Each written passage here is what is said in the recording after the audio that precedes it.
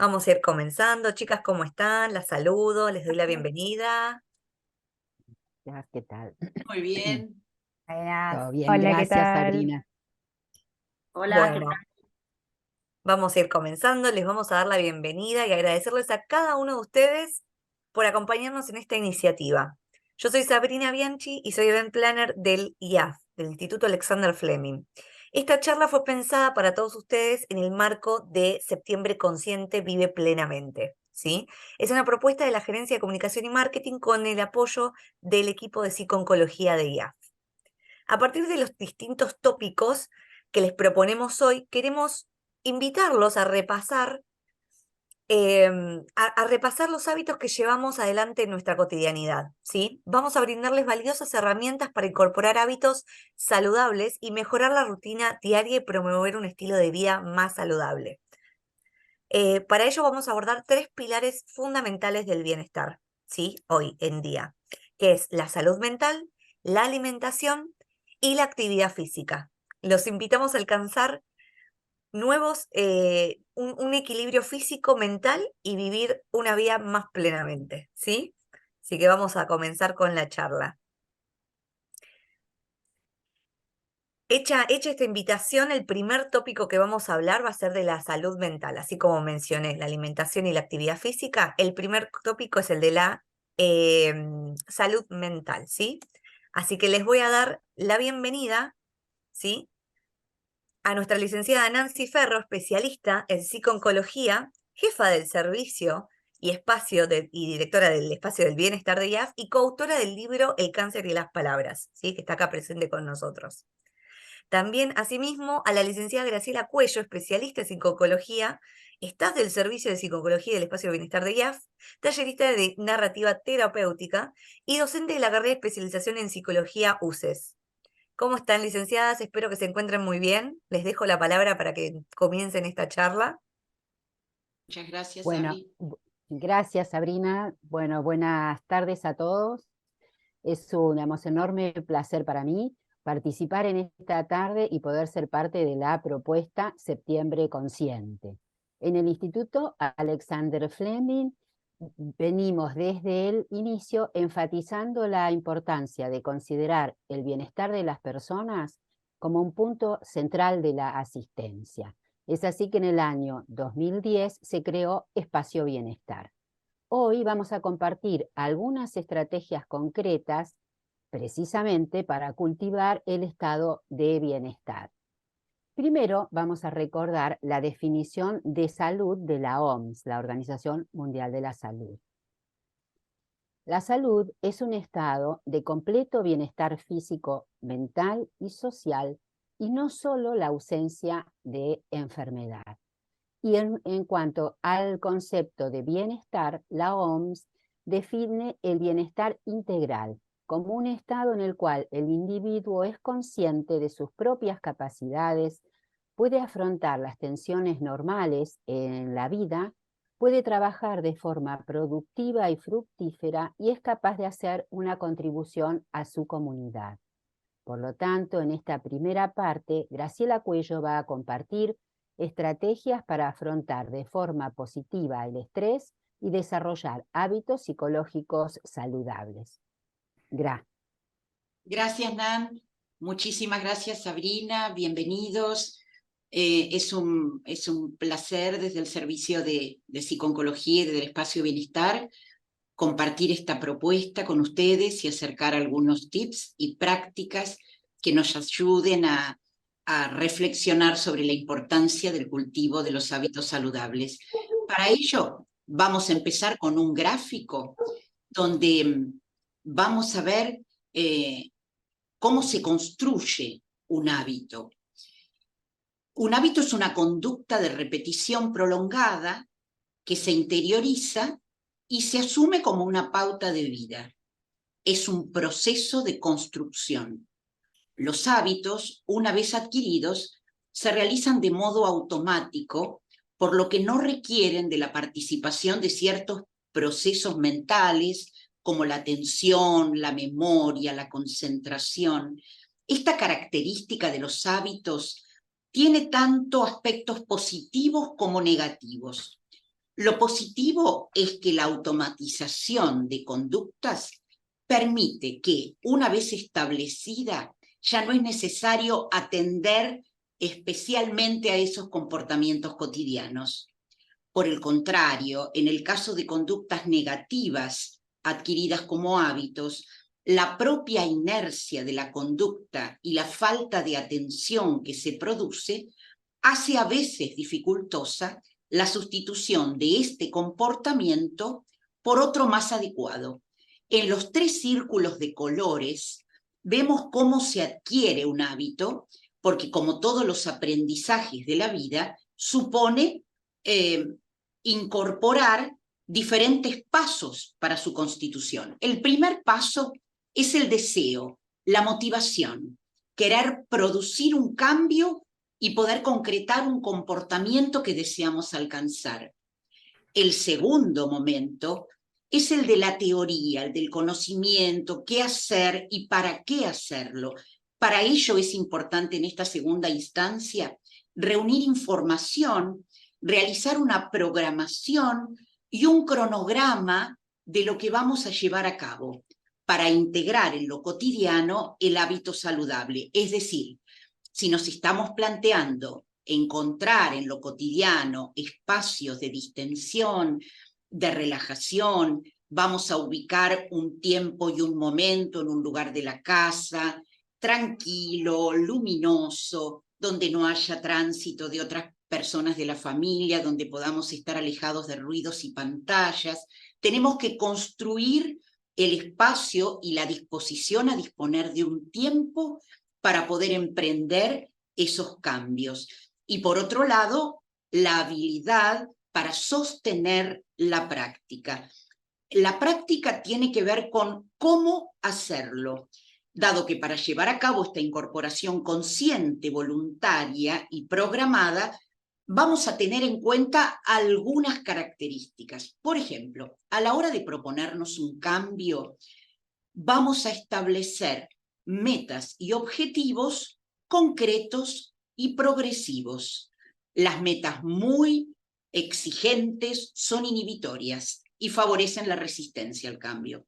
Vamos a programar en una agenda recordatorios de los momentos en los que emprendimos la voluntad de producir esa conducta. Y vamos a ir registrando los logros y también los obstáculos. Es decir, si quiero emprender alguna actividad fuera de la casa, voy a disponer de un momento y un tiempo donde pueda encontrar accesible llegar, que no sea última hora del día, con el cansancio, con las dificultades del tránsito. O sea, voy a encontrar las condiciones para hacer accesible ese cambio. Y por otro lado, una vez instrumentada esa conducta, voy a celebrar lo conseguido. Y esto tiene que ver con, digamos, ir digamos, comunicando y comentando a las personas de nuestro entorno el cambio que emprendimos, y celebrar y reconocer como logro supone poder adquirir prontamente ese nuevo hábito en nuestra vida cotidiana. Entre las acciones que podemos realizar para facilitar ese proceso, ocupa un lugar importante el reconocimiento de la integración mente-cuerpo, reconocer la estrecha relación entre ambos y cómo el estado emocional mejora la salud física. Vamos a encontrar actividades que relajen y estimulen la mente, escuchar música, cantar, hacer crucigramas, rompecabezas, practicar mindfulness, armar una lista de temas con sonidos de la naturaleza o música preferida.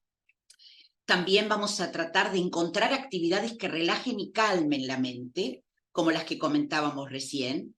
Y por otro lado, vamos a desarrollar y fomentar prácticas de bienestar, entendiendo por ello hobbies y actividades que nos permitan una apreciación de la vida y de la satisfacción personal. A partir de esto, debemos emprender una serie de prácticas que al incorporarse poco a poco a nuestra vida cotidiana las podamos ir transformando en hábitos. La primera práctica a la que nos queremos referir tiene que ver con identificar pensamientos negativos. La mayoría de los hábitos mentales negativos están basados en el miedo, la ansiedad, la preocupación excesiva. El desafío es aprender a identificarlos, cuestionar su validez y reemplazarlos por otros pensamientos más flexibles, adaptativos y alentadores. ¿Y por qué señalamos el punto de partida de esta práctica con la identificación de los pensamientos? Porque en el funcionamiento de nuestro modelo mental, el primer eslabón de la cadena tiene que ver cómo pensamos e interpretamos lo que nos está sucediendo. A partir de esa interpretación se van a generar emociones acordes con la interpretación que hacemos y a partir de ahí vamos a poder pasar a las conductas o al hacer, que tiene que ver con los cambios a los que nos estamos refiriendo. ¿Cuáles serían algunos ejemplos de estos estilos, estos sesgos de pensamiento, llamamos disfuncionales, porque están al servicio del no cambio y de perpetuar los estados emocionales poco satisfactorios? Algunos de ellos tienen que ver con el pesimismo, esta tendencia a enfocarnos en el peor escenario posible y no tratar de buscar otras opciones o lados más favorables de las situaciones. La autocrítica. Es importante reflexionar sobre este sesgo de pensamiento que tiene que ver con una tendencia a no sentirse conformes ni satisfechos con los cambios que se van realizando y apuntar a un sentimiento de insatisfacción que va de la mano de la desvalorización personal. Otro pensamiento negativo que tenemos que pesquisar y reflexionar sobre tiene que ver con la exigencia, con las exigencias implacables, desmesuradas, constantes, que nos llevan a no poder valorar y reconocer nuestras propias capacidades. Y por otro lado, a una condición que hace a la rumiación, al pensamiento recurrente, quedar atrapado en una especie de laberinto sin poder salir, donde en realidad se perpetúa la angustia y la preocupación. En la siguiente práctica que queremos compartir con ustedes, vamos a trabajar sobre el ejercicio de la compasión y la gratitud. Lo que nos propone el sentimiento de compasión es la sensibilidad hacia el sufrimiento de uno mismo y de los otros, con una intención empática de aliviarlo. La gratitud es una actitud que nos ayuda a enfocarnos en las cosas buenas de la vida y el objetivo de esta práctica es fomentar un estado de ánimo positivo a través, por ejemplo, del agradecimiento por los afectos, por los familiares y amigos, demostrando el aprecio por las personas importantes que nos rodean en la vida, el agradecimiento por la naturaleza, tomando un tiempo cada día para apreciar la belleza de la naturaleza a nuestro alrededor, y el agradecimiento por la naturaleza y por la vida, apreciándola y dando cuenta de nuestra satisfacción personal.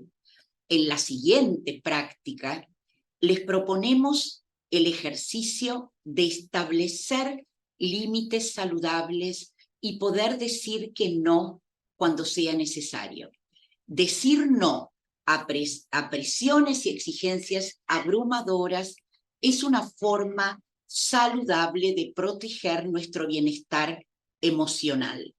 En la línea de poder decir que no y poner límites, proponemos decir que sí a la posibilidad de un buen descanso, encontrando tiempo adecuado para descansar, conversar, leer, relajarse, disfrutar de la música. El poder tomar vacaciones, aunque sea espacios breves, pero para disfrutar y salir del entorno cotidiano y experimentar el placer de ambientes diferentes. Y decimos sí que luego las especialistas nos van a compartir mucho de este tema, sobre el beneficio de realizar actividad física. Sabemos que el ejercicio regular reduce el estrés y mejora el rendimiento mental y físico.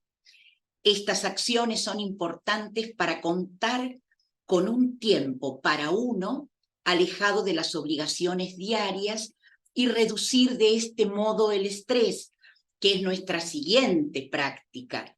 En la práctica que les sugerimos, como resumen de lo anterior, proponemos un manejo del estrés que sabemos que puede ser perjudicial para nuestra salud física y mental.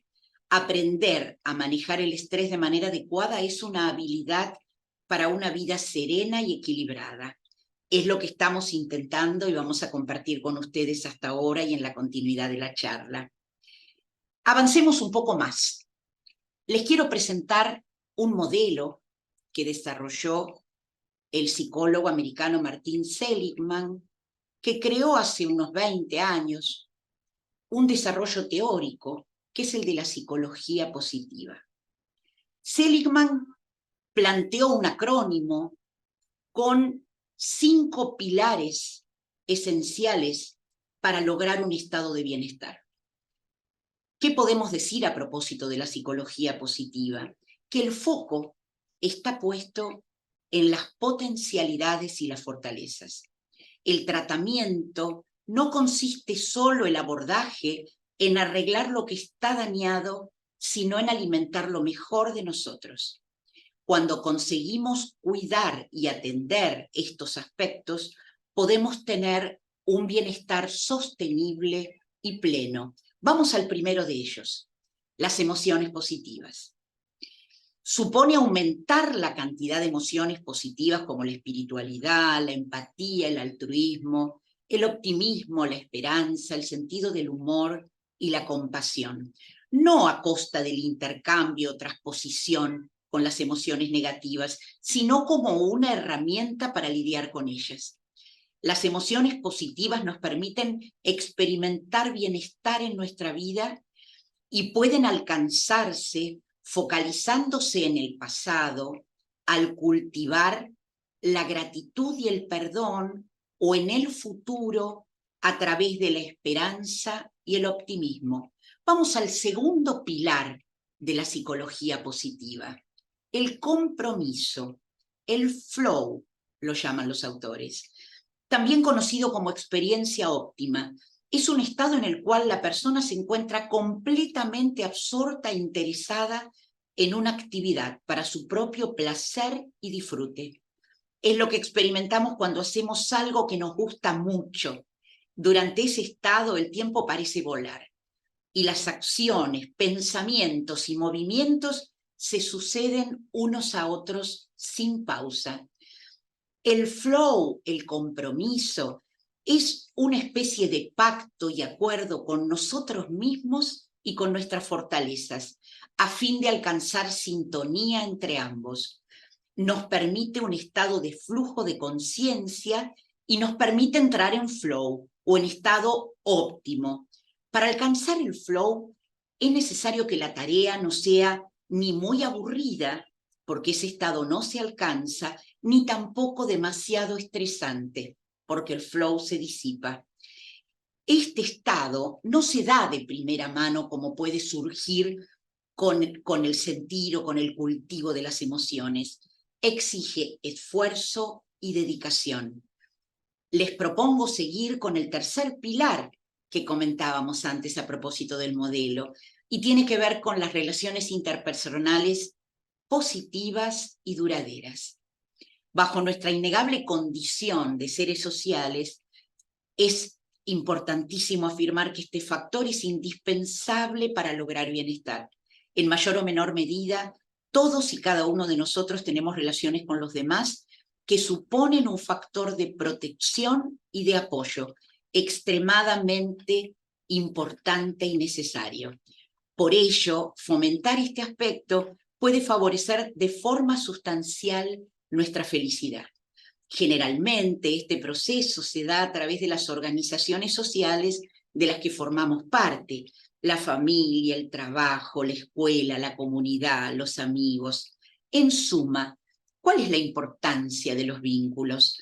Poner las capacidades al servicio de los demás para obtener significado vital como resultado de este proceso. Seguimos con el siguiente pilar y vamos por el anteúltimo pilar, que tiene que ver con la búsqueda de sentido o propósito en la vida. Este factor se refiere a la búsqueda de pertenencia a algo que nos trasciende, desde lo individual, social o espiritual. Comporta la idea de que el sentido de nuestra vida vaya más allá de nosotros mismos. De este modo, cada objetivo alcanzado, a cada meta obtenida y a cada propósito logrado le subyace un significado relevante que le da sentido. ¿Y de dónde viene esto? La cultura japonesa propone el concepto de Ikigai. Nos atribuye a todos una razón de ser en el mundo. Solo cuando buscamos y ejercitamos esta razón, conseguiremos tener una vida plena. Y está formado por dos conceptos que los podríamos traducir como una vida que merezca la pena. El Ikigai se compone de 3 elementos: lo que te gusta hacer, lo que te hace feliz y aquello en lo que eres bueno. En otros idiomas se ha traducido como misión o propósito de vida. El Ikigai puede ser una guía en el sentido de nuestra existencia. Vamos al último de los pilares propuestos por Martin Seligman. Tiene que ver con el logro, los logros. No es solo alcanzar una meta, sino además en ese proceso evolucionar como personas. Al valor tangible del resultado se le añade el valor intangible que está ligado con el proceso seguido para conseguirlo y con la satisfacción y el crecimiento que son la consecuencia de alcanzarlo. Por último, como cierre, para seguir reflexionando a partir de las preguntas que ustedes nos deseen formular. Entendemos que el poner en práctica estos hábitos saludables puede parecer un reto al comienzo, pero a medida que se incorporan a la rutina diaria, tendrán un impacto profundo en nuestra vida y en nuestras emociones. Gracias, Gra. Gracias. Gracias a ustedes. Es muy relevante para nosotras como psicooncólogas el transmitir estos aspectos basados en la psicología positiva. Vamos a enfatizar que cuando recalcamos la importancia de las emociones positivas, no estamos peyorativizando las llamadas emociones negativas. Sentimos emociones que nos desagradan y las llamamos negativas porque no nos gustan sentirlas. Son la ira, el miedo, ansiedad, tristeza. Estas emociones no son malas o negativas en sí mismas. Son buenas para la sobrevivencia, vienen incorporadas a nuestra biología y cumplen un rol también en nuestra vida cotidiana.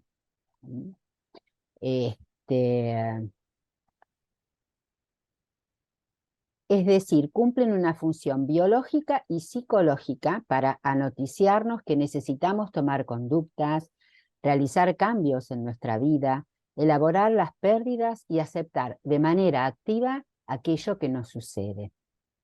Es decir, las mal llamadas emociones negativas deben ser integradas, validadas, en principio por nosotras mismas, para que luego puedan ser validadas por las otras personas. Para cerrar, queremos dejar un pequeño resumen y enfatizar los puntos que tratamos hoy. El primer paso, entonces, es la conciencia de necesitar un cambio, tomar conciencia, el insight. En segundo lugar, el conocimiento de aquellas cosas necesarias para lograrlo. Pero con la idea sola no alcanza. Tenemos que hacer intervenir nuestra voluntad. El área volitiva es relevante a la hora de convertir en hábitos los deseos, es decir, solidificar los cambios para acrecentar el bienestar en nuestra vida. Entonces queda planteado este desafío y nos volvemos a encontrar en el momento de las preguntas. Muchas gracias. Gracias, Nancy y Graciela, por esta charla. La verdad que nos dejaron un montón de recursos súper útiles para empezar a aplicar. Y bueno, a todos les recuerdo que las preguntas las vamos a estar contestando al final, ¿sí? Así que si tienen alguna duda, la pueden ir escribiendo, ¿sí? Y nosotros al final, las licenciadas Nancy y Graciela van a estar contestándolas, ¿sí? Así que bueno, muchísimas gracias por su aporte, chicas. Ahora sí, Gracias a vamos vos, a dar el Sabrina. paso al segundo Gracias. tópico, ¿sí? Que estaremos tratando en esta charla, que es acerca de la alimentación saludable. Y vamos a dar la bienvenida a la licenciada Gabriela Santos Mendiola, ¿sí? Jefa del Servicio de Nutrición de IAF, y a Iris Leite, técnica superior en gastronomía y docente de panadería y pastelería. Ahora sí le agradecemos a ambas y las invitamos a todos al segundo tópico de esta charla para mejorar los hábitos saludables. Bueno, muchas gracias a todos por sumarse a la charla. Espero que la disfruten y fundamentalmente de que les sea de mucha utilidad. Mi nombre es Gabriela Santos Mendiola, como dijo Sabri, y soy la jefa del Servicio de Nutrición de Alexander Fleming. En esta ocasión vamos a hablar de alimentación saludable.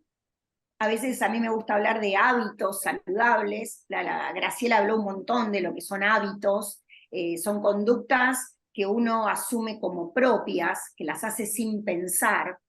Por eso yo a veces digo que una empanada frita o una empanada al horno. ¿Se entiende lo que quiero decir? Bueno, hay cuestiones importantes para lograr nuestro bienestar. Y estas dos cosas tienen que ver con sostener un peso saludable, mantener un peso saludable y estar activo, hacer algo de ejercicio. Con respecto al ejercicio, la doctora Águeda va a hablar más adelante con respecto a eso, mucho mejor que yo, obviamente. Y con respecto al peso saludable, prefiero hablar de peso saludable y no peso ideal. Obviamente que esto está en relación a la contextura de la persona, la talla, si es hombre o mujer, en qué situación biológica se encuentra. Y una persona tiene un buen estado de nutrición no estando ni por arriba ni por debajo de ese peso saludable. Estos dos aspectos son claves para tener una vida sana y colaborar para que nuestro organismo funcione correctamente. Pero bueno, pasemos ahora a conversar un poco de algunas recomendaciones puntuales. Podemos hablar de lo que sí y de lo que no. ¿Y qué sería lo que sí entonces? Fundamentalmente, consumir lácteos descremados, enteros o descremados. La grasa no suma nada, la cantidad de proteínas es la misma, consumamos lácteos descremados. Aumentar el consumo de carnes blancas, pollo, pescado, menos veces por semana carnes rojas. Aumentar el consumo de frutas y verduras. A esto es lo que yo me refiero. Siempre la base, frutas y verduras. Se conoce que en general 5 porciones por día de frutas y verduras sería lo indicado, lo recomendado. Incorporar legumbres, que es una proteína de muy buena calidad y que no estamos muy acostumbrados a usar. Lentejas, garbanzos, arvejas. Preferir cereales integrales por sobre cereales refinados. No quiero decir que los cereales refinados no puedan consumirse de vez en cuando, pero siempre voy a optar por un cereal integral, por un panificado integral, por sobre una harina o un panificado refinado. Utilizar aceites vegetales, semillas, frutos secos. Me refiero a que los vegetales no sometidos a calor, digamos como el aceite, semillas que aportan grasas de buena calidad, lo mismo que los frutos secos. ¿Y qué otras cosas no deberíamos consumir? ¿Qué es lo que diríamos por el no? Esto. Lácteos enteros que aportan grasas saturadas. Las grasas saturadas están presentes en la crema, en la manteca, dentro dentro de los lácteos, en los quesos que no son descremados. Disminuir el consumo de carnes rojas y procesadas. Se está establecido que el consumo promedio mejor para disminuir los riesgos sería de hasta 500 gramos de carnes rojas semanales. Disminuir el consumo de carnes procesadas, me refiero a los embutidos, a los chacinados, a los fiambres. Esto está comprobado de tratar de no sobrepasar los 50 gramos semanales. Disminuir el consumo de alcohol. Hay, por supuesto que a más consumo, menos saludable. Obviamente que hay un equilibrio entre lo que es menos saludable y más saludable. Y uno podría decir que en el hombre hasta 2 copas, en la mujer 1 copa. Esto no es prejuicioso, sino que tiene que ver con la metabolización del alcohol a nivel hepático. Disminuir el consumo de hidratos de carbono refinados, que tiene que ver con el azúcar puro, las gaseosas, las golosinas. Evitar el consumo de procesados o ultraprocesados, que son aquellos alimentos que no sabemos exactamente qué tienen, como las papas fritas, los snacks, las leches saborizadas, los jugos saborizados, los aderezos, las galletitas dulces. Todos esos no sabemos exactamente qué es lo que tienen. Y acá les traigo un gráfico para tratar de reforzar un poco este criterio. Este es un gráfico que se refiere al consumo de los distintos alimentos. Fue diseñado especialmente para la Argentina, así que es una guía para realizar una alimentación variada, armónica y completa. Vamos a algunos detalles. Ahí está con un signo más, actividad física, con un signo menos, el tema de la sal, agua en el centro. La mitad del círculo habla de frutas y verduras, y van achicándose lentamente, consumo de cereales, integrales, legumbres, lácteos descremados, carnes, semillas, y por último, obviamente, las grasas. En nuestro día a día hay que ver qué podemos de todo esto modificar, y ver qué podemos ir trasladando de hábitos no saludables a hábitos saludables. Tenemos que ir tratando de transformar, obviamente, dentro de nuestras posibilidades, una alimentación no saludable a una alimentación saludable. Ahora bien, además de los alimentos que consumimos, son importantes las preparaciones, y ver cómo incluimos también algunos alimentos que no son tan habituales entre los alimentos más simples, y ver cómo los podemos integrar. Así que ahora vamos al detalle de la placa, y le voy a pasar la palabra a Iris, que es mucho más especialista que yo en poder informarles y contarles algo de estas preparaciones. Bueno, hola, soy Iris Leite, bueno, y es un placer acompañarlas hoy a ustedes. Mi especialidad es la gastronomía, soy cocinera, doy clases, hace bastante años, tengo bastante experiencia en esto, y bueno, una de las cosas que me planteaban era un poco tirar tips y ayudar a poder incorporar nuevos hábitos que no estamos acostumbrados en nuestra cocina. Voy a hablarles de algunas recomendaciones sobre aspectos que son importantes al momento de preparar nuestros alimentos para llevar una alimentación saludable y lograr un bienestar placentero. Seguramente que la mayoría de ustedes acompañan sus alimentos con ensaladas. Ahí está, gracias. Bueno, si bien muchos pueden parecer unas opciones aburridas, para otros podemos agregar, para que estas no sean tan aburridas, lo que podemos hacer es hacer ensaladas tentadoras. ¿Y cómo podemos lograr esto? Bueno, primero, teniendo en cuenta los aderezos. Los aderezos, como dijo la licenciada, aceites vegetales, crudos, girasol, maíz, soja, oliva, canola, combinado con algún ácido. Este ácido puede ser limón, vinagre de manzana, vinagre, el que más le guste a cada uno. Podemos usar yogur natural, queso crema, pimienta, mostaza. ¿Y cómo lo podemos hacer? Lo recomendable es prepararlo en un recipiente con tapa. Esto lo que va a facilitar es la emulsión y el guardado del producto. La clásica vinagreta se realiza con partes iguales de aceite y el medio ácido a elegir. Sal y pimienta. Siempre tenemos que tener en cuenta que el uso de la sal tiene que ser restringido. Lo ideal es tenerlo preparado para el momento en que vamos a usarlo. No es conveniente lo que se llama en la cocina muñequear los ingredientes de un aliño. ¿Por qué?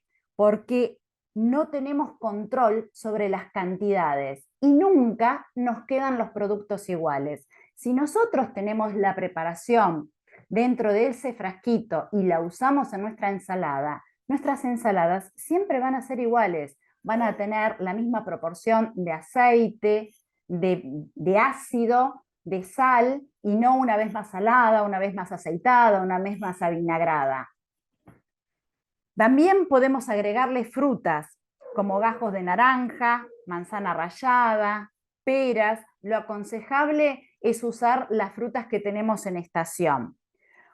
Unos ejemplos de ensaladas es el famoso coleslaw, por ejemplo, es combinación de repollos, el repollo colorado, repollo blanco o el que tengamos.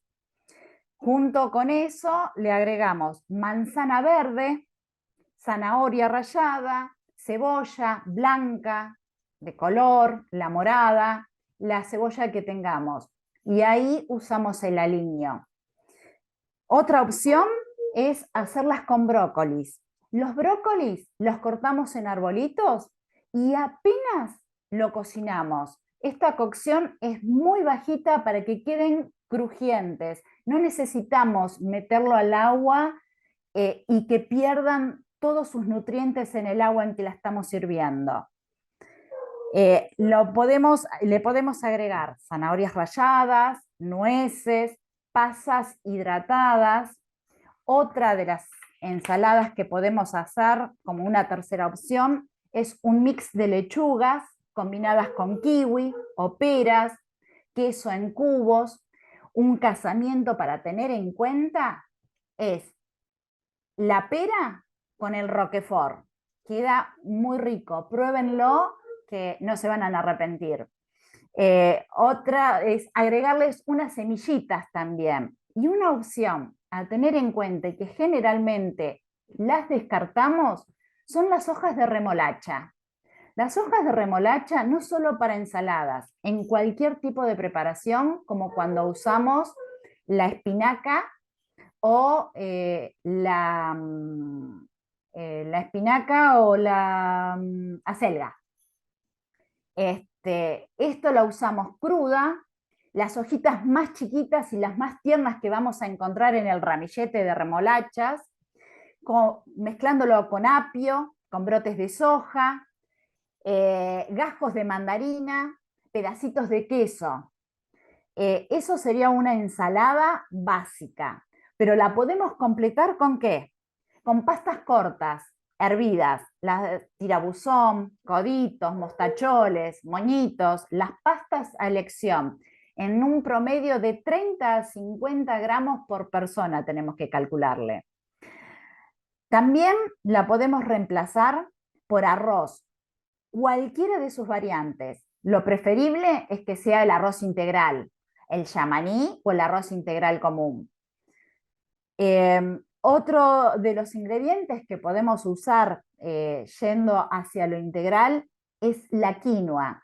Con la quinoa lo que tenemos que tener siempre presente es lavarla muy bien bajo el chorro de agua adentro de un colador fino, porque tiene saponina y es un sabor amargo y desagradable. En las cantidades que tiene la quinoa no es tóxico para nuestro organismo. Muchos en una época tenían muchísima saponina, ahora la tenemos que enjuagar hasta que termine de hacer espumita. Cuando termina de hacer espuma ya la podemos llevar a hervir.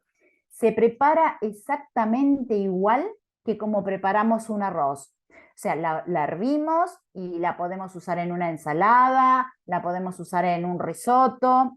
Otra de las cosas con la que podemos acompañar las ensaladas es la cebada perlada. La cebada perlada también es un elemento integral, es un cereal integral que se usa en reemplazo del arroz. Se cocina, tiene una cocción de unos 40 minutos. Yo lo que aconsejo es tratar de remojarla un rato antes, para que así en 20 minutos, como se cocina cualquier arroz, está cocido. Y la usamos en mezcla de cualquiera de las, para enriquecer cualquiera de nuestras ensaladas. Otra de las cosas que podemos usar también es legumbres. Todo esto, las pastas, el arroz, todos estos hidratos, lo que van a hacer es aportarnos sabor y saciedad.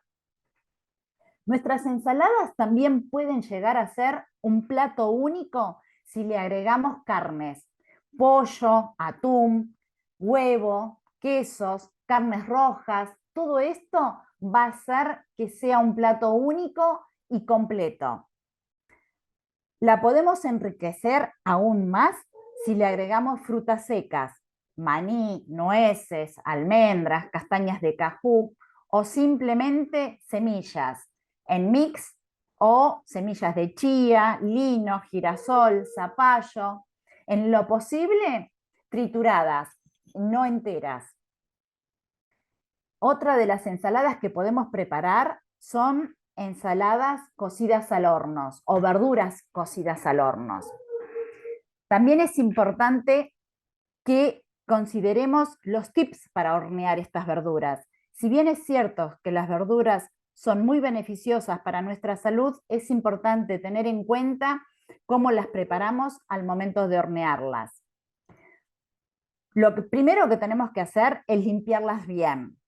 Las papas, las remolachas y las zanahorias las tenemos que cepillar bajo el agua para eliminarlas toda la tierra que tienen. Las usamos con cáscara. No es necesario pelarlas. Las cortamos para que todas las verduras estén en forma parejas. Una vez que las tenemos cortadas, las ponemos en un bol y para que todas estén impregnadas con aceite, le colocamos unos chorritos de aceite y las masajeamos para que todas tengan aceite en forma pareja. Las condimentamos. ¿Con qué? Salgamos del orégano, salgamos del ají molido, empecemos a usar otros condimentos. Usemos el comino, usemos el pimentón ahumado, canela, cardamomo, coriandro. Todos estos, si no están acostumbrados a usarlos, en muy poquitas cantidades para empezar a adaptar el paladar y van a empezar a cambiar los sabores. No todo tiene que tener gusto a pizza, digo yo. Una vez que tenemos todo esto untado y sabroso, lo vamos a poner en una asadera. ¿Cómo tiene que ser esa asadera? La asadera tiene que ser lo más planita que tenga, sin bordes altos. ¿Por qué? Porque los bordes altos lo que va a hacer es evitar la evaporación del agua de las verduras. Entonces van a terminar hirviéndose. Y yo lo que quiero es que me quede una verdura crujiente y al horno, no una verdura hervida. Una vez que las tengo en la asadera, las desparramo bien y que no estén una arriba de la otra, por la misma razón, para evitar que se hiervan. Una vez que las tenemos en la asadera bien separadas, el horno tiene que estar fuerte, muy fuerte. Cuanto más fuerte, mejor. Lo que yo les suelo decir es a un paso del infierno. Cuanto más fuerte, mejor. Ahí el tiempo de cocción y va a depender de las verduras. Si tenemos verduras que las cortamos muy finitas y muy chiquitas, va a ser muy poco tiempo. Si lo que hicimos es cortarlas grandes, y nos va a llevar un poco más de tiempo. Si cortamos papas finitas como española, nos van a llevar 10 minutos. Si las hacemos en cuña, lo que se llaman barquitos o cuñas, y nos va a llevar media hora, 25 minutos. Por eso digo que va a depender del corte que le hagamos a cada verdura. Casi todas las verduras admiten horno. Hay muy pocas verduras, las de hoja generalmente no van al horno, a excepción del kale, que el kale se lleva al horno para hacerlas crocantes y comerlas como snack. Si vamos a cocinar junto con todas estas verduras remolachas, las hacemos en otra asadera. ¿Por qué? Porque la remolacha nos va a largar líquido y ese líquido nos va a teñir todas las otras verduras.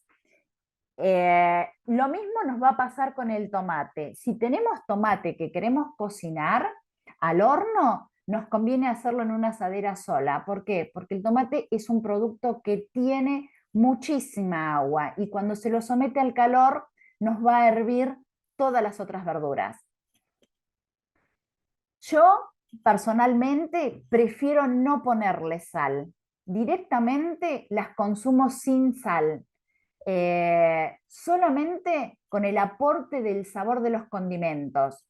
No hay que agregarle demasiada sal, porque aparte la sal lo que hace es deshidratarlas y termina pegándosenos en las asaderas.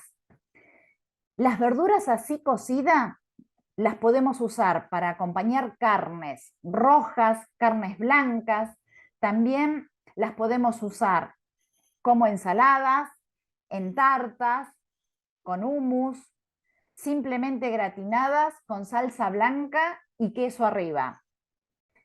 ¿Cómo las podemos guardar? Las podemos guardar en un recipiente con tapa durante 4 o 5 días en la heladera.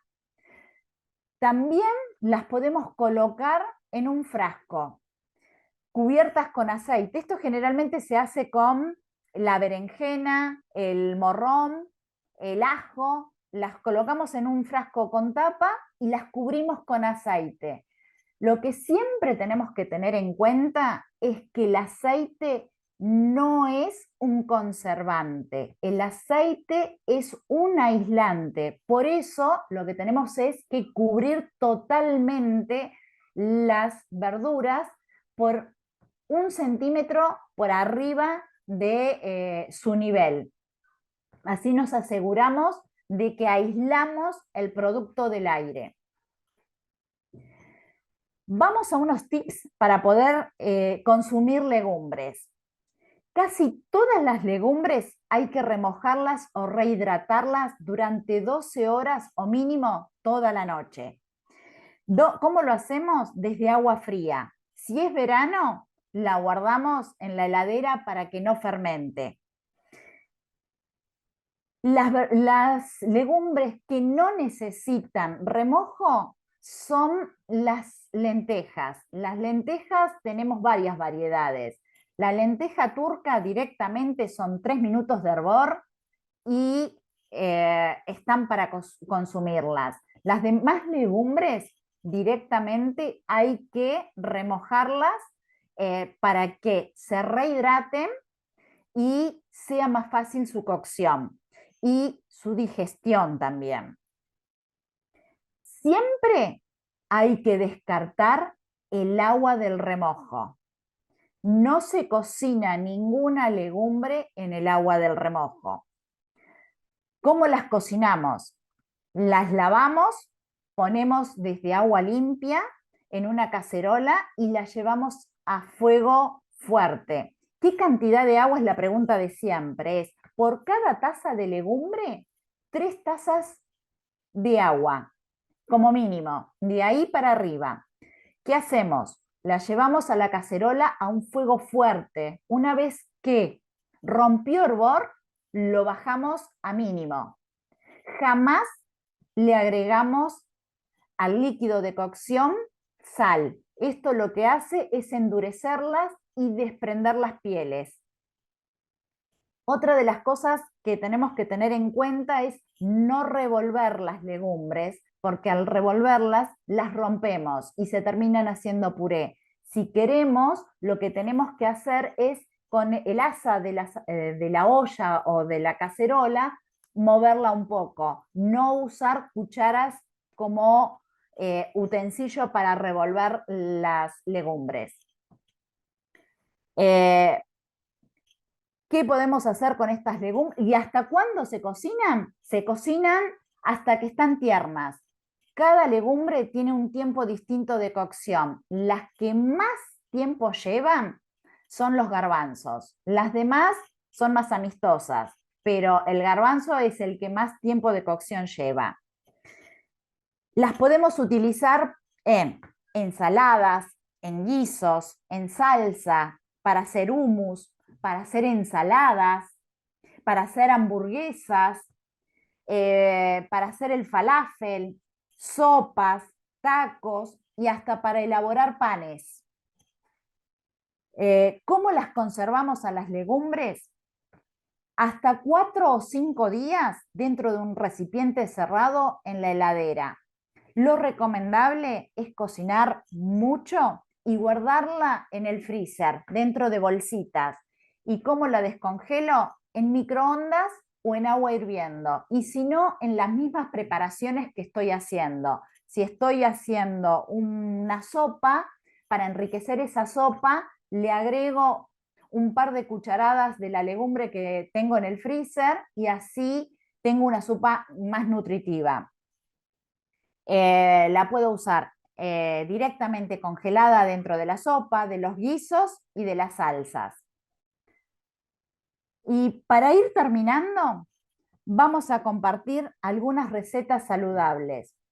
Para que no tengan que anotar y no pierdan tiempo, los invitamos a que escaneen el código QR que aparece en la pantalla al lado de cada fotito. Así van a poder acceder de forma rápida y fácil a cada una de las recetas. Para alejarnos de los productos industrializados, tenemos una masa dulce sin manteca. Es muy fácil de hacer. Se mezclan todos los ingredientes líquidos hasta que se disuelva el azúcar. Le agregamos la harina y armamos la masa. Una vez que tenemos la masa armada, la podemos usar para hacer la pasta frola, para hacer una tarta de ricota, para usarla como base de una tarta de frutas. Le podemos poner una crema pastelera y arriba frutillas, kiwi, duraznos. También podemos hacer galletitas, pepas. La infinidad de variaciones podemos hacer con esta misma masa. También tenemos una masa de tarta salada. Esta masa lo que hacemos es integrar todos los ingredientes, amasarla y dejarla descansar unos 20 minutos. ¿Por qué la dejamos descansar? Porque cuando la amasamos se le activa el gluten y se vuelve elástica. Entonces cuesta estirarla. La dejamos descansar 20 minutos y estirarla es facilísimo. ¿Con qué la podemos usar? Con las verduras al horno, con verduras hervidas, para cualquier tipo de tartas. La masa está formulada en la receta con harina blanca, pero la podemos usar con harina integral, con harina blanca flor, la podemos usar para hacer las masas de tarta, para hacer talitas, para hacer galletitas saladas, las podemos especiar, las podemos condimentar, le podemos agregar queso dentro de la misma masa y así ir variando la misma base para hacer distintos productos. Otras recetas saludables y que muchas veces recurrimos al kiosco o a la dietética es la granola y las barritas de cereal. Estos dos productos se realizan de forma muy parecida.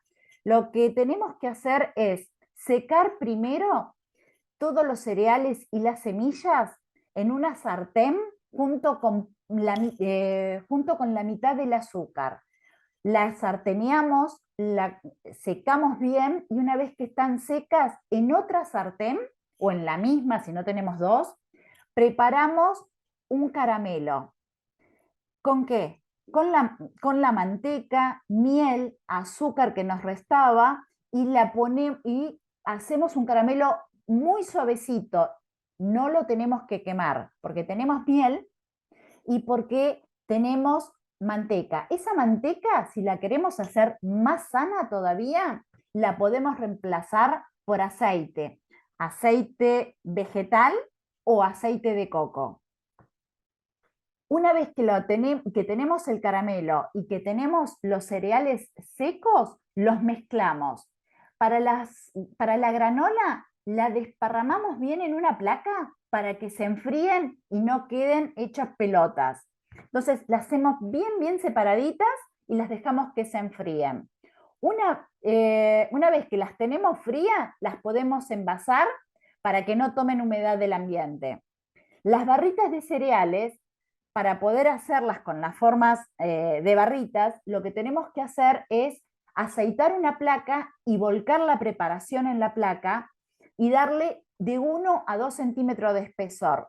Dejar que pierda el calor del caramelo, porque está a 160 grados, dejar que pierda ese calor y cuando están tibias, ahí cortarlas en rectángulos o en cuadrados. Elegimos nosotros la forma del corte. Dejarlas que se terminen de enfriar y ahí recién envasarlas. Consumirlas con yogur, a la merienda, ahí eso les va a poder explicar mucho mejor Gabriela. Después, tenemos 2 tortas, una a base de legumbres y otra para usar una verdura. Las dos se hacen de formas muy similares. Tenemos que mezclar los huevos con el azúcar para espumarlo. Cuanto más espumoso esté ese huevo con azúcar, más suavecita nos va a quedar la torta. Una vez que tenemos eso espumado, le agregamos las ralladuras o la esencia, el aceite siempre en forma de hilo para que se integre y formar la emulsión. Una vez que tenemos eso, le agregamos para la torta de lentejas, el puré de lentejas y para el carrot cake, las zanahorias ralladas y la harina que necesitamos. Mezclamos bien y si vemos que quedó muy densa y muy pesada, le podemos agregar líquido. El líquido de la cocción de las lentejas o simplemente un poco de agua. No necesita otra cosa. O también puede ser un poco de jugo de naranja si le queremos acentuar los sabores. Una vez que tenemos la preparación, va a un molde aceitado y enharinado. Molde redondo, cuadrado, en una placa, en una budinera, en muffins, ahí lo que tengamos para llevar al horno o lo que nos guste presentar en ese momento. Una vez, ¿cómo sabemos que están cocidas? Clavamos un palillo o un cuchillo, tiene que salir húmedo, pero limpio. Ahí los retiramos del horno, lo dejamos enfriar y la podemos consumir así o espolvoreada con azúcar impalpable o preparar un frosting. El frosting lleva queso crema, manteca, azúcar impalpable y algún saborizante. Eso tiene que estar a temperatura ambiente para poder mezclarlo. Si no está a temperatura ambiente, salió de la heladera e intentamos mezclarlo, se va a cortar la preparación. Lo aconsejable es retirarlo media hora antes para poder hacer esa emulsión. Una vez que la tenemos, la volcamos sobre la preparación y ya está lista para usar, para degustar. Bueno, las invito a poner en práctica todas estas preparaciones como hábitos saludables, aumentando el consumo de preparaciones caseras y bajando el consumo de productos industrializados. Muchas gracias por su atención. Gracias, Gabriela, Iris, por todos estos datos, estos tips, las recetas, cómo se tiene que elaborar un plato, cómo tiene que ser la comida saludable, los hábitos. Así que ahora bien, si tienen dudas o consultas, recuerden que las pueden dejar acá en el chat de preguntas y después cuando terminemos vamos a responder todas, ¿sí? Así que bueno. Muchas gracias y ahora sí los invitamos a continuar con el tercer y último tópico de esta charla y vamos a hablar acerca de otro aspecto sumamente importante, ¿sí? Eh, Acá está, que es la actividad física, ¿sí? Y ahora para eso voy a presentarles a Águeda Cotignola, ¿sí? Que ella es médica especialista en clínica y medicina del deporte y médica de planta de internación en IAF. Muchas gracias, Águeda, ¿sí? Y te dejo para que puedas comenzar esta charla. Buenas tardes a todos, ¿cómo están? Bueno, primero muchas gracias por la convocatoria, para mí es un placer formar parte de este encuentro. Esta va a ser la tercera y última charla del encuentro de hoy, y lo que me interesa sobre todo es que podamos despejar algunos interrogantes acerca de la práctica del ejercicio físico en los pacientes con cáncer, y remarcar la importancia de llevar una rutina en todas las etapas de nuestra vida, enfatizando sobre todo los beneficios que tiene el ejercicio físico en los pacientes oncológicos.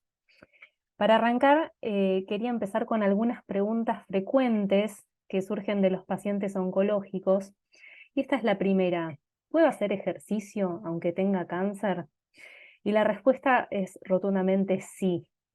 Es muy importante comenzar o seguir haciendo ejercicio durante los tratamientos oncológicos, siempre adaptándolo a las necesidades de cada etapa.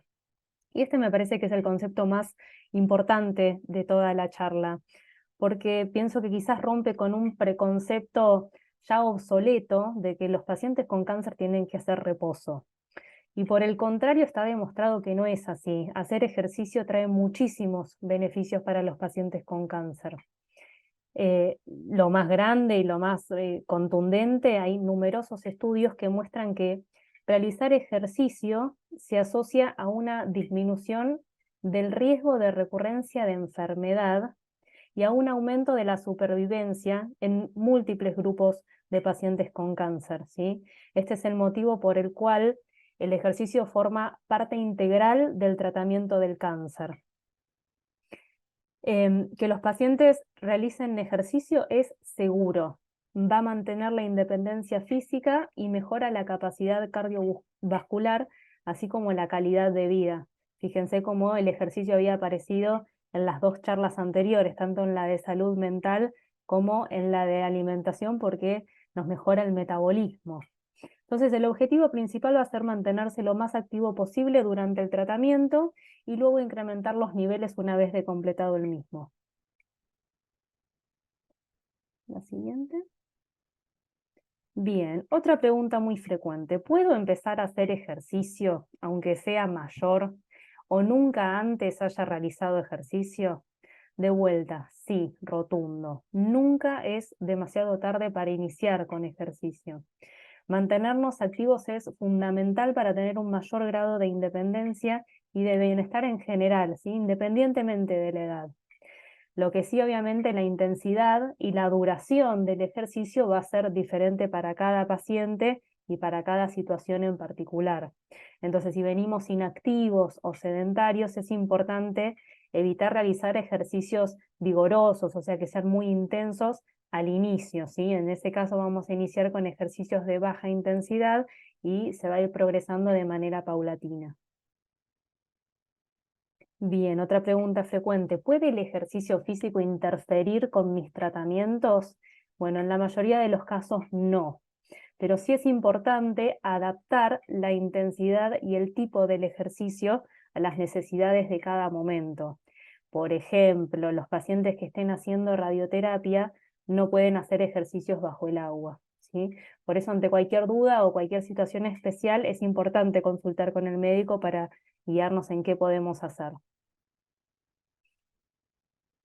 Bien, en esta placa lo que podemos observar son otros beneficios del ejercicio físico en los pacientes bajo tratamiento oncológico, Ya hablamos, ¿no?, de lo más importante, que disminuye el riesgo de recidiva de la enfermedad y que aumenta la tasa de supervivencia, pero fijémonos que además disminuye la fatiga. Este síntoma es multifactorial y sucede que no mejora solamente con el descanso, entonces es medio como que uno no se lo imagina, ¿no?, que si yo estoy muy cansado y hago ejercicio me disminuye el cansancio, ¿no? Pero es así y está demostrado fuertemente. Por otro lado, disminuye las náuseas, no solo las náuseas, sino un montón de otros efectos adversos de los tratamientos que suelen ser muy frecuentes. Aumenta la actitud aeróbica y la fuerza, esto aumenta la capacidad física, mejora la función cardiovascular, mejora la composición corporal al aumentar la masa muscular y disminuir la masa grasa. Y este es uno de los factores por los que se presume que disminuye la tasa de efectos adversos de los tratamientos oncológicos, y es porque aumenta el volumen de redistribución de las drogas que se usan, entonces hay menos toxicidad. Por otro lado, mejora la calidad de vida, ¿sí? Un montón de aspectos de la salud mental, disminuye el estrés, disminuye la ansiedad, disminuye la depresión, mejora el sueño y aumenta la densidad mineral ósea, disminuyendo el riesgo de fracturas. Entonces, es importante recordar que, no sé si no me salté una filmina, a ver, ¿esa? No, está bien. Bien. Entonces, lo importante, hacer algo siempre es mejor que nada. Algo, cualquier cosa, una sesión de 5 minutos, de 10 minutos, todo suma y todo me va a hacer bien. Introducir el ejercicio de manera paulatina, ¿sí? Sobre todo si vengo de inactividad o de sedentarismo. Y tener en cuenta que el ejercicio es acumulativo, es decir, que en vez de hacer una sesión más larga, lo que puedo hacer es sumar sesiones más cortas, y entonces parece que es como menos carga, es más fácil hacer eso. Si salgo a caminar 2 veces 10 minutos, es como que hubiera salido a caminar 20 minutos. Entonces, ¿cuáles son las partes en las que consta una sesión de ejercicio? Bueno, la primera, de calentamiento, sí, es la parte inicial en la que preparamos el cuerpo para comenzar a realizar los ejercicios. En esta parte se aumenta la temperatura de las articulaciones y de los músculos, y de manera progresiva empiezan a subir las pulsaciones. Luego hay una parte principal, que puede ser de ejercicios aeróbicos o de fuerza. Los ejercicios aeróbicos son, por ejemplo, caminar, correr, andar en bici o hacer natación, y están más asociados a la mejoría de la capacidad cardiovascular y respiratoria. En cambio, los ejercicios de fuerza son como los trabajos más localizados musculares, que pueden ser o con el propio peso del cuerpo o sumando pesitas o bandas elásticas. Y luego hay una última parte, que es la vuelta a la calma, en donde bajamos las pulsaciones, relajamos la musculatura, y es donde normalmente hacemos los estiramientos. Bien, ahora sí, llegamos a la última diapositiva, y como mensaje final quería dejar algunos conceptos. Lo más relevante que me gustaría que se llevaran de esta charla es que el ejercicio en la actualidad se considera una parte integral y fundamental del tratamiento oncológico. En este ejercicio, en este dibujito de la izquierda, lo que representa es que si el ejercicio fuera un medicamento, si viniera en un comprimido, absolutamente todos los oncólogos lo recetarían y seguramente todos los pacientes lo tomarían. Evidentemente es bastante más complejo que eso, porque requiere que el paciente se ponga en acción. Pero creo yo que este es un aspecto también positivo, ¿no? Porque justamente el paciente puede hacer algo por mejorar su propia salud, ¿no? Algo proactivo. Y esto tiene un efecto muy reconfortante y de satisfacción para el paciente. Para repasar entonces algunos conceptos finales, importante evitar el sedentarismo. Algo es mejor que nada, siempre, aunque sean 5 minutos. Ya salir de la inactividad y del sedentarismo nos va a hacer bien. Los beneficios se ven incluso a intensidades leves, ¿sí? Para mejorar la fatiga y la función física. Tienen la característica el ejercicio de ser acumulativo. eh, Puedo ir sumando sesiones cortas para acumular un volumen más grande de ejercicio total. Em, es importante tener en cuenta las preferencias individuales, porque si yo lo quiero incorporar al ejercicio como un hábito, tengo que encontrar una actividad que me resulte placentera. Entonces, si me dicen, no, no me gusta natación, no me gusta meterme al agua, y bueno, eso no va por ahí. Pensemos en algo que nos guste, que nos dé placer y que podamos sostener en el tiempo. Seamos flexibles, adaptémonos a momentos, sobre todo porque estamos diciendo que hay que hacerlo durante el tratamiento, y quizás el tratamiento conlleve algunos efectos adversos. Si un día me sienta mal, me sienta cansado, tenga náuseas o tenga fiebre, obviamente son momentos para bajar la intensidad, darnos un descanso, pero teniendo en cuenta que cuando me sienta mejor voy a hacer todo lo que pueda. El abordaje interdisciplinario suma siempre hablar con el oncólogo, hablar con el cirujano si tengo dudas, y nunca, nunca es demasiado tarde para obtener los beneficios de hacer actividad física en los pacientes con cáncer. Muchísimas gracias a todos. Gracias, Águeda, muchísimas gracias. La verdad que todos los datos que nos diste son súper relevantes e importantes para incorporarlos y mejorar estos hábitos, ¿no? De los que estuvimos hablando. Así que ahora bien, vamos a comenzar con las preguntas y respuestas, ¿sí? Vamos a ir leyendo algunas preguntas que nos fueron dejando. Em, Acá, por ejemplo, nos están preguntando, a ver, por ejemplo, acá para Iris y para Gaby nos preguntan, ¿qué recomiendan para endulzar? ¿Edulcorante? ¿Hace bien con todo esto que se está hablando para los pacientes?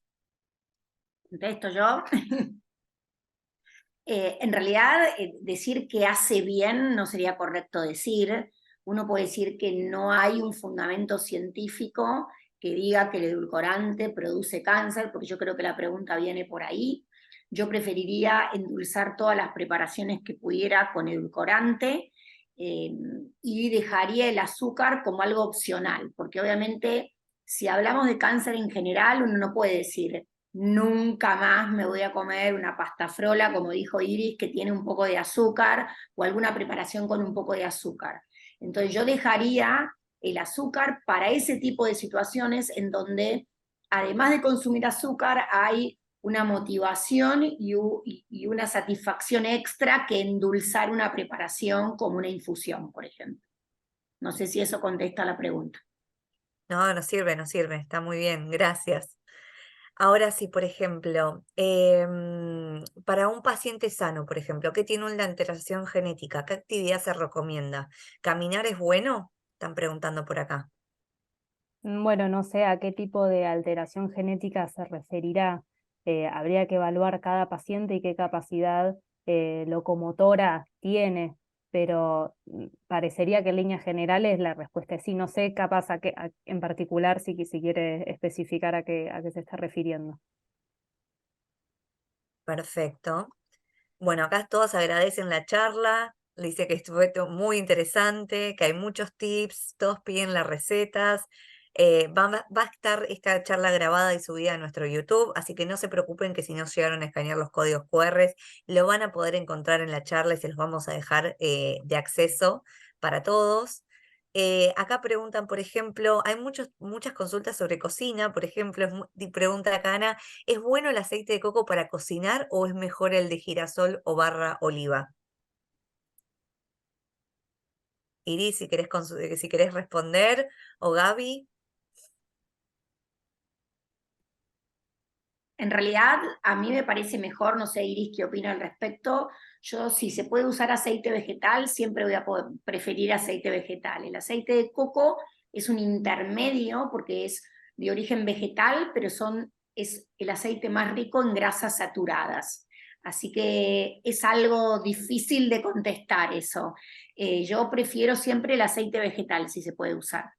Yo también, a ver, una de las cosas que aprendí es que primero transfiere sabores todo tiene gusto a coco, hay aceites sin sabor, son más refinados, más trabajados todavía, y una de las cosas que siempre tengo en cuenta es que el aceite de coco se comporta como si fuese una grasa de vaca, y la verdad prefiero comerme un churrasco y no aceitar con coco. Para eso usamos u oliva o aceite de maíz, de girasol, que son un poco más económicos. Si lo vamos a cocinar, aceite de girasol o de maíz. Ahora, para una ensalada, el oliva viene bien. Perfecto, genial. Acá, por ejemplo, tenemos una pregunta muy buena, me parece, que para que la respondan Nancy y Gra, que preguntan, Elba está preguntando, son procesos muy necesarios para transitar un tratamiento. A veces es difícil hacerlo a solas. ¿Tienen alguna propuesta grupal online? Sí, digamos, en el espacio bienestar tenemos talleres. Algunos son solamente online y otros son híbridos, es decir, online y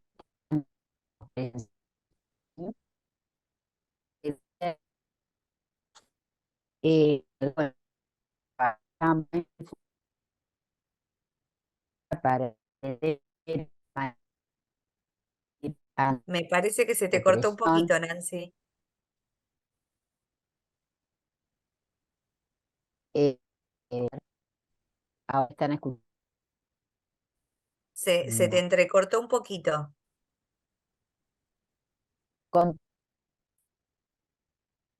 Gra, no sé si querés contestar vos. Sí, entiendo que Nancy estaba respondiendo respecto de las actividades del espacio bienestar. Hay talleres que implican propuestas grupales, pero con actividades específicas, tendiendo a los objetivos que estábamos compartiendo hoy. Con modalidad, en general son espacios algunos abiertos, de un número determinado de encuentros, otros no. El taller de mindfulness, que Nancy viene trabajando desde hace bastante tiempo, tiene una modalidad combinada. Las personas que lo desean pueden reunirse y el resto puede seguir la actividad desde su casa, y son reuniones con una frecuencia semanal. Muy bien, gracias, Gra.